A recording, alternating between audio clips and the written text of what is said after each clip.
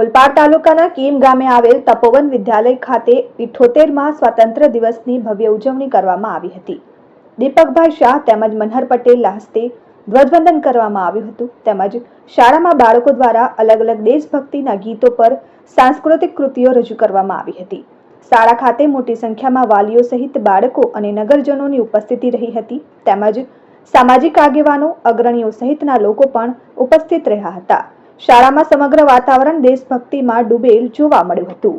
આજે કીમ ખાતે તપોવન હાઈસ્કૂલની અંદર આ રાષ્ટ્રના 78માં સ્વાતંત્ર્ય પર્વની ઉજવણી કરવામાં આવી, જેમાં મારા હસ્તે ધ્વજવંદનનો કાર્યક્રમ કરવામાં આવ્યો.